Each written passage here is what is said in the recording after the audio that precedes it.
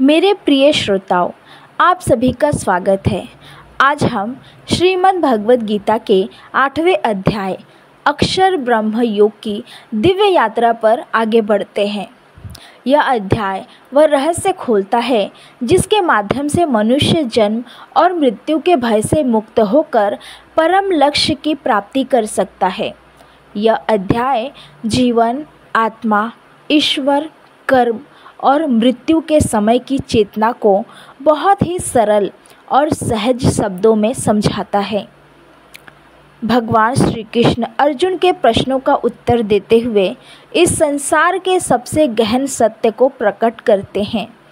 कृष्ण अर्जुन से कहते हैं कि हे अर्जुन, ब्रह्मा वो है जो कभी नष्ट नहीं होता, जिसे न अग्नि जला सकती है, न जल भिगो सकता है, न वायु सुखा सकती है। वह शाश्वत है, अनादि है, अविनाशी है और वही ब्रह्म इस पूरे जगत का आधार है। उसी ब्रह्म का वास्तविक स्वरूप मैं हूँ।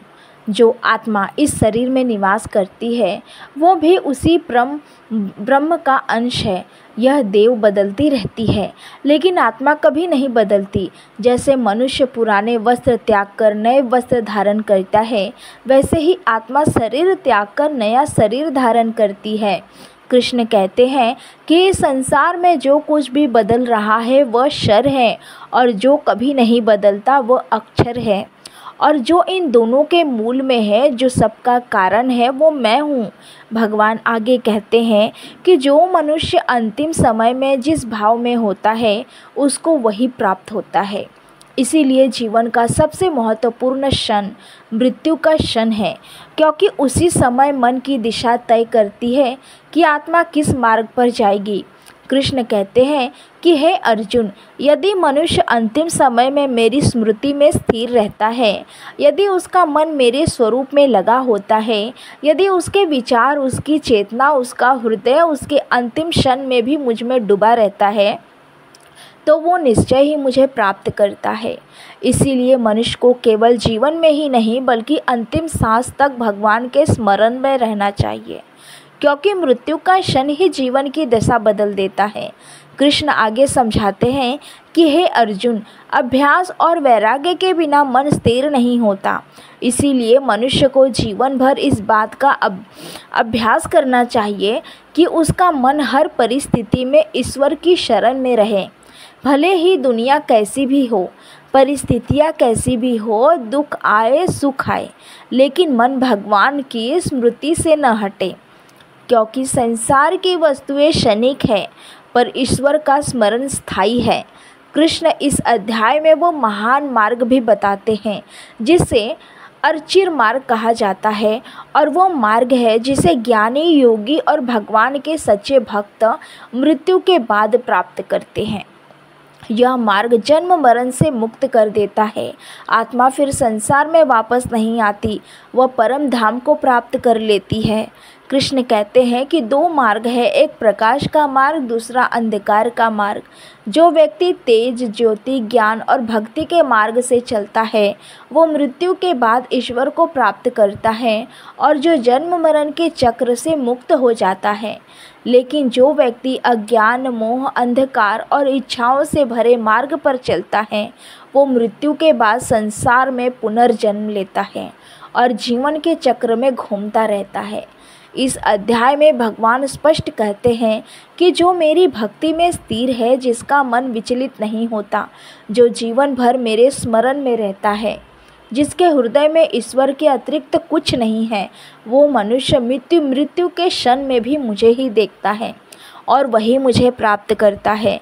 कृष्ण कहते हैं कि हे अर्जुन, यह संसार अनित्य है, यह शरीर अनित्य है, यह सुख अनित्य है, यह संबंध अनित्य है, लेकिन जो वस्तु स्थायी है वो मैं हूँ, मेरा धाम है, मेरी कृपा है और वही मनुष्य को इस अनंत चक्र से मुक्त कर सकती है।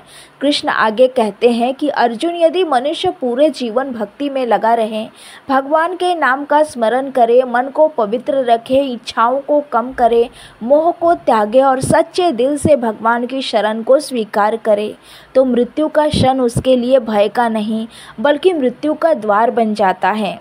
जैसे दीपक की लौ बुझने से पहले एक तेज प्रकाश देती है, उसी प्रकार भक्ति का अंतिम क्षण दिव्य हो जाता है और वह भगवान की गोद में प्रवेश कर जाता है।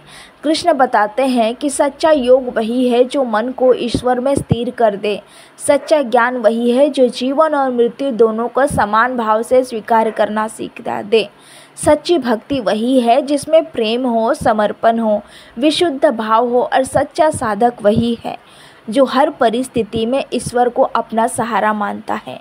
इस पूरे अध्याय का सार यह है कि मृत्यु का भय तभी तक रहता है जब तक मनुष्य ईश्वर को नहीं जान लेता। जब मनुष्य समझ लेता है कि आत्मा अमर है, भगवान सदा साथ है और मृत्यु केवल एक द्वार है, अंत नहीं, तब जीवन में सारा भय समाप्त हो जाता है। भक्ति मनुष्य को न केवल जीवन में शांति देती है बल्कि मृत्यु में भी मुक्ति प्रदान करती है। कृष्ण कहते हैं कि हे अर्जुन, जो मनुष्य नित्य मेरा स्मरण करता है, जो अपने मन को बार बार मेरे चरणों में स्थिर करता है, मैं स्वयं उसकी रक्षा करता हूँ और उसे अपने स्वरूप में विलीन कर लेता हूँ। यही 8वें अध्याय का गहन, दिव्य और जीवन बदल देने वाला उपदेश है। और मेरे प्रिय श्रोताओं, यदि आपको यह दिव्य ज्ञान पसंद आया हो तो चैनल को सब्सक्राइब करें, वीडियो को लाइक करें और कमेंट में जय श्री कृष्ण लिखकर अपनी भक्ति प्रकट करें। जय श्री कृष्ण।